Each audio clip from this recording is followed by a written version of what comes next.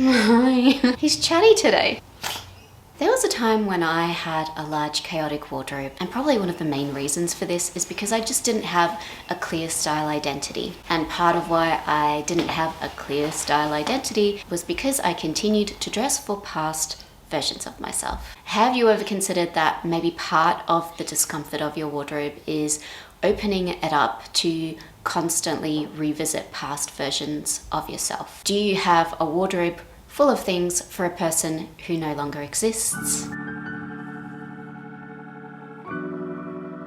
I once maintained the ghosts of past selves through edgy items of clothing, corporate blazers. There came a time where I needed to downsize. I realized that the process of auditing what was in there was not just about clearing my space, it was also about psychological release. I mean, it wasn't just a spring cleaning of my apartment, it was a spring cleaning of my life. So if you are like the past me and you have a massive wardrobe and you don't know where to start, I would begin with a simple 5-second rule. You pick up an item of clothing and see what your instant reaction towards it is within the first few seconds before you even try it on. The pieces that should populate most of your wardrobe, and I'm not saying all of your wardrobe because I understand sometimes there are just practical pieces, no one's getting excited about their underwear, but most of the pieces in your wardrobe should be the kinds of pieces where you pick them up and you feel a sense of joy or thrill. I mean, let's use the KonMari term, joy. The core of your wardrobe, the pieces that build your style, that define your style, that create your formula, should make you feel positive. They shouldn't make you think back to high school or a job that you left behind. Now, the second layer of making decisions within this wardrobe audit is to look at whether these pieces are practical and intentional in the context of what you do with your life now or what you intend to do with your life in the future. The focus should be on utility, and I don't necessarily mean that in a boring, practical kind of a way. I just mean utility in the sense of things that are practical and usable. They can still be fancy, they can still be ornate if that's your particular style language. Just make sure that they are pieces that are basically relevant. When you are going through the pieces that you feel represent a past self, take note of the qualities that make them similar, particular fabrics or colors or cuts or particular moods that represent these pieces. I know for a long time I continued to purchase things that are a little bit more edgy, that had kind of that Rick Owens vibe, and that is such a throwback to my alternative days as a young adult hanging out with the people of the arts. Even recently I actually had some Rick Owens pieces. Even though I still love those pieces, they're not useful to me, and when I have owned such pieces in recent years, they just did not get anywhere. I think it's safe to allow yourself aesthetic enjoyment, but understand at the same time that your wardrobe should not be a museum unless you specifically are a collector. But for those of us with average wardrobe sizes who aren't collecting for a specific reason, those pieces will not help in your style development in the now. So I personally documented the process of purging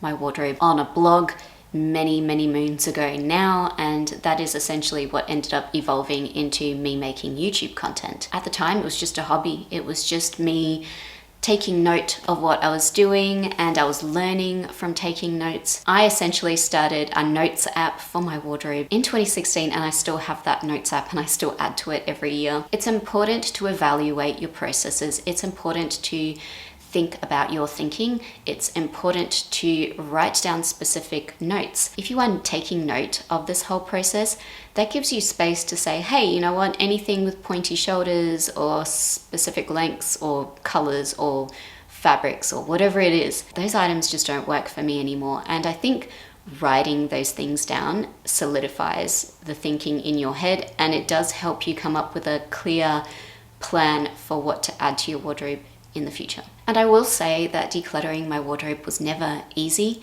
When I first started, I had a large wardrobe, lots of different styles, lots of different pieces. I had spent money on a lot of those pieces, a lot of money in some cases. So I did have a lot of guilt and I felt a lot of resentment towards myself for going out and buying all these pieces that I hadn't thought about too much. There were a lot of emotions involved in the decluttering process. But once I got over the initial shock of going through this process, I started to accept the reality of the fact that if it's not getting worn, or if it doesn't make me feel good when I wear it, if it changes my mood not in a positive way when I put it on, it means that the particular garment isn't actually adding to my life. So this idea that we hold on to things because they were a gift or because we spent money on them, when you get a lot more real with yourself, a lot more practical with yourself, those negative emotions will fade, because ultimately you will realize in a very real practical sense, if something is not being worn, it actually has no value to you. It probably has more value being sold or given to someone who will appreciate it. And I like to think of it as the law of wardrobe energy. Anything you have in your wardrobe that isn't contributing to where you are in life or where you want to be in life is actually taking away from that, because everything in our lives contains some sort of energy. And if you want to hear me talk about energy, you need to join me in my Patreon community, because that's where I talk about energy the most. It took at least a year to get through and really declutter my wardrobe properly, and on top of that, make decisions about the kinds of things I would add to my wardrobe. But it was a journey that started in chaos and ultimately ended in calm, ended in cultivating space in my wardrobe, in my home, but also in my mind. And by going through this process, I became a lot more intentional with what I purchased. I mean, I haven't always gotten it right, and my wardrobe probably is never really perfect. However, most of my wardrobe iterations since that time in my life, since 2016, have been quite satisfying, useful, and mostly appropriate for where I am in life. And that is a direct result of the lessons that I learnt and listening to my intuition, allowing the voice inside me to steer my wardrobe decisions. If something felt bad on instinct, I learnt to trust that, and because of that, I have built trust and confidence within my decision making and within my style in general. Through all of this, I learnt the power of dressing for the current me or for the future me that I'm working towards, and letting go of past versions of myself that were draining me of energy. So decluttering isn't just a one-off thing. Your wardrobe may be very good or perfect for a period of time, but if your circumstances change, your wardrobe is going to have to evolve as well. You do have to instill a system of regular check-ins with your wardrobe to see if it still meets you where you are, where you want to be. And I typically go through my wardrobe twice a year, right before the hot season and right before the cold season. In Western Australia, we only have 2 seasons. So that's when I go through the process of looking at what I want to add to my wardrobe, looking at what I'm excited about, looking at what needs to go. And of course, if you do go through some sort of a big declutter, it's not going to be possible for you to shop in the same way that you did before. If you want to maintain a wardrobe that is suitable to your needs now, you will have to come up with rules and regulations for yourself. Shopping rules for the types of brands that you shop from, the types of items that you purchase, the budget that you have towards these things.